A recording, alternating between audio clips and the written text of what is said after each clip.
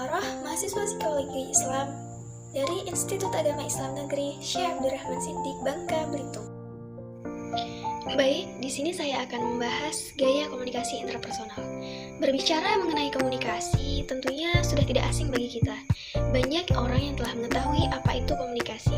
Namun sayangnya, masih banyak pula yang mengartikan bahwa komunikasi hanya sekedar seni berbicara. Nah, ketika kita mempelajarinya lebih dalam, kita dapat menemukan fakta unik bahwa komunikasi yang kalimat itu terdengar sederhana, akan tetapi tidaklah sesederhana itu pengertiannya. Tidak hanya sekadar seni dalam berbicara. Nah, sesuai dengan pengertian dari komunikasi itu sendiri, yakni suatu kegiatan bertukar pesan dengan melalui bahasa verbal maupun non-verbal. Nah, dengan definisi inilah dapat kita pahami bahwa komunikasi itu tidak hanya sekadar melalui seni berbicara, karena di dalam komunikasi tidak hanya memiliki bahasa verbal, akan tetapi juga memiliki bahasa non-verbal. Nah, selanjutnya, komunikasi ini memiliki tujuan, yakni dengan adanya kesepahaman makna antara komunikator, si pengirim pesan, dengan komunikan, si penerima pesan. Nah, dengan adanya tujuan inilah, kita perlu menganalisa dan mempelajari lebih dalam lagi bahwa ternyata ketika kita menyampaikan komunikasi, kita perlu memahami situasi dan kondisi maupun psikologis dari komunikan atau orang yang akan kita sampaikan sebuah pesan. Nah, dari tujuan serta pengetahuan situasi dan kondisi tersebut, kita dapat memilih gaya bahasa apa atau gaya komunikasi apa yang tepat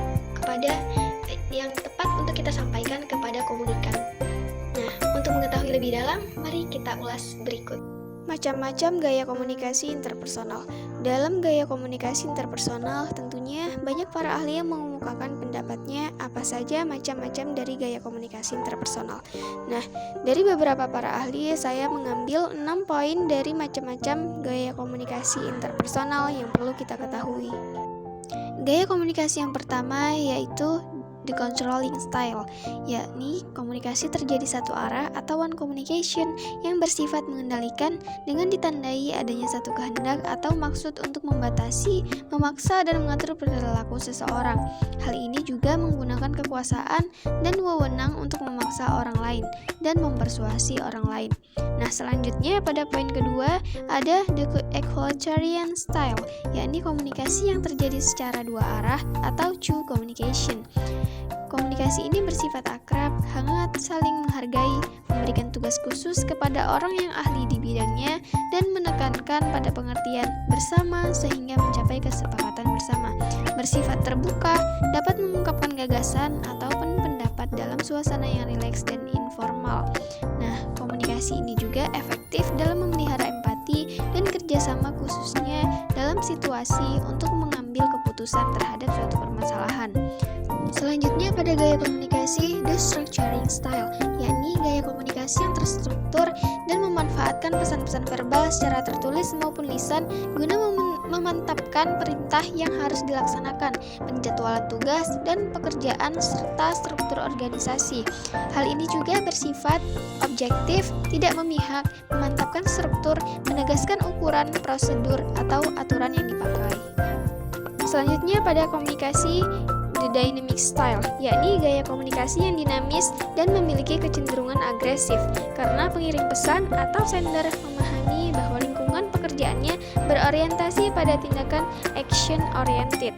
Nah, pada gaya komunikasi ini juga cukup efektif bila digunakan dalam mengatasi persoalan yang bersifat kritis. Selanjutnya ada gaya komunikasi the relinquishing style, yakni gaya komunikasi yang lebih mencerminkan kesediaan untuk menerima saran, pendapat, ataupun gagasan orang lain. Nah, gaya ini juga cukup efektif bila komunikator sedang bekerja sama dengan orang-orang yang berpengetahuan. Terakhir, ada gaya komunikasi the withdrawal style. Nah, gaya komunikasi ini muncul jika gaya ini digunakan adalah melemahnya tindakan komunikasi, karena artinya tidak ada keinginan dari orang-orang yang memakai gaya ini untuk berkomunikasi dengan orang lain, karena ada beberapa persoalan ataupun kesulitan antar pribadi yang dihadapi oleh orang-orang tersebut.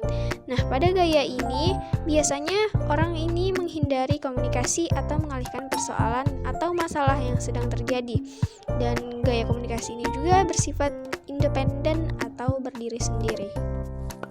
Nah, demikianlah beberapa pemaparan mengenai macam-macam gaya komunikasi interpersonal dan sedikit pengetahuan mengenai komunikasi, apa saja yang perlu diperhatikan, dan sebenarnya apa sih itu komunikasi.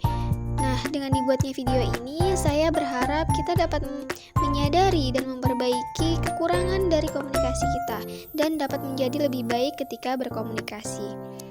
Nah, kurang dan lebihnya saya mohon maaf. Wassalamualaikum warahmatullahi wabarakatuh.